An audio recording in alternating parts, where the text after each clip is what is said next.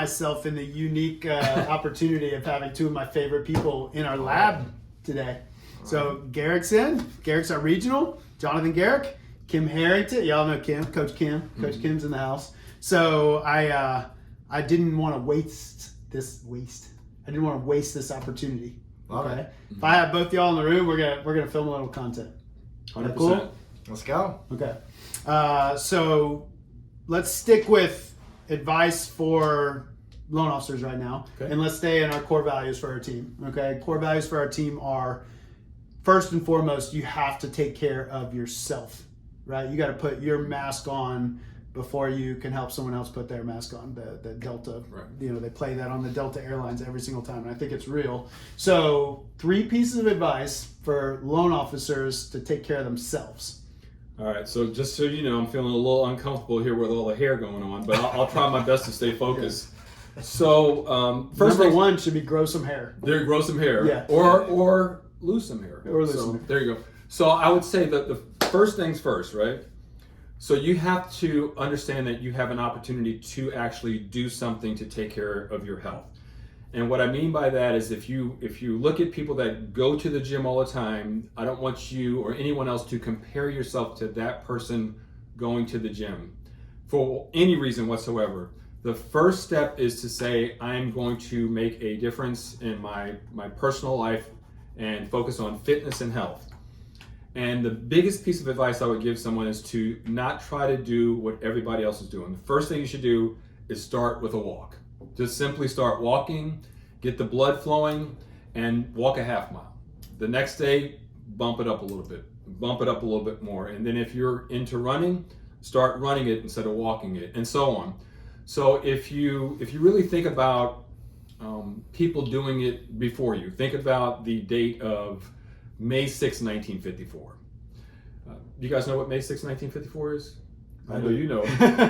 Don't worry about it. So I could say anything literally, and I'd be all right about May 6, 1954.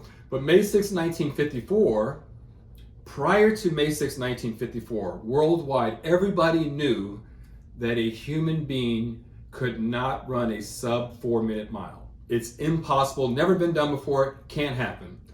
Until this long, lanky, skinny dude named Roger Bannister in Oxford, England, ran the first sub 4-minute mile.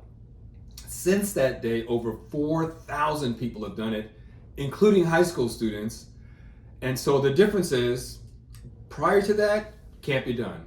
Post that, as soon as someone stepped foot on the track, they said, it's been done before, I can do it. So my advice is start small and then make incremental improvements along the way. How follow up to that? Yes. How many people ran a 4-minute mile in the next? Was it year? Yeah. Next year it was like 40 people. 40 people. 40 just people within a year. The mind barrier. Yeah. That it could be done. 100%. Start small. Start small. Okay. And how do you get those biceps? Well, I've worked out since I was 28, so it's been a long time. So that's 33 years I've been working out. Consistency, and I would say, since you said that, by the way, the thing about weight training as opposed to focusing on cardio or something like that, the weight training, it's designed to build muscle, but you can do it in a couple ways. You can be a power lifter and you'll have a different aesthetic look. You can do bodybuilding, and once again, you'll have a different look. So what the goal is to be healthy, right? But the weight itself is not as important as the form. The form is the most important thing when it comes to weight training, how you're actually doing the motion, the exercise. If you're lifting a bunch of weight and you can do it, but you're rocking your body and you're twisting around, that is not beneficial at all. In fact, you're probably going to injure yourself. So the form is most important. Even if you're using 5-pound dumbbells, if your form is excellent, you're going to be golden. There's one more thing I was kind of hoping you would say, and I'll lead you down this path a little bit. I'm very aware right now that because times are a little tough for loan officers, that they're thinking internally. And they're thinking about themselves. They're thinking about their checkbook. They're thinking about their wallet. They're thinking about, this is happening to me. This market is happening to me. And I'm super aware of how much you volunteer. What I want to ask you about is what that does for you. Why do you do that? Why do you volunteer so much? And why is it important in a market like this to still think outside of yourself? Several reasons. First of all, I believe that everyone should volunteer. Period. There's 168 hours in a week, 7 times 24, 168. And you multiply that 4, you add another 48 hours, that's 720 hours for the month. Every single person can carve out a couple hours a month. The cool thing is you don't have to reinvent the wheel. We all have unique competencies, we're all good at something, so we can just focus on the areas we're good at and then share those skills with other people that may have a deficiency, so we can add value. The other thing about volunteering is it's good for your heart and your mind. If you know that you're doing something for someone else and you don't have an expectation of getting anything in return, that is something that's powerful for your self-esteem, the way you feel about yourself. And it makes you, it builds confidence, it helps you network, you meet new people. We're in the business of meeting people. Yep. Our job is to meet people, and every single person we communicate with, we want to have a positive experience with them. And then we also want to let them know what we do for a living and how we can benefit one another. I love it. Yeah. I always say that my volunteer work is one of the most selfish things I do in a week. Yeah. And it's supposed to be selfless, right? You think of it, oh, you're volunteering, that's selfless. But there's giving to the point of it feeling good, and there's giving to the point of it hurting. And I don't give to the point of it hurting.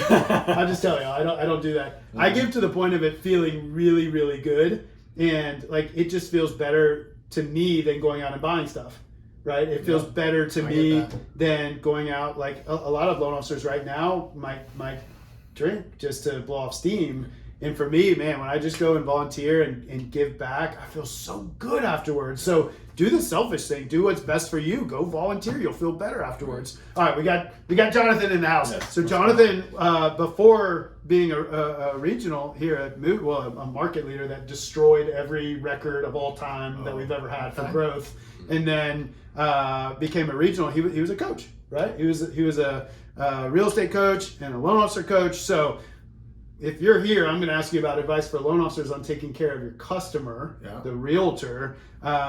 It's a different market, right? Very, very, very different market. We're not just closing loans all day long, drinking from a fire hose. So a couple pieces of advice for really helping loan officers to better help their realtors. Yeah, for sure. Thank you. It's a good question. It's something that we need to be thinking about right now as mortgage industry professionals. And the first one is to stop selling and to start creating relationships.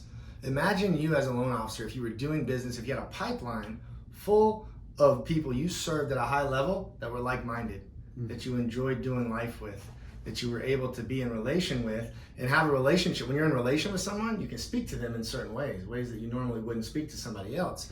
So you can actually make a difference for them.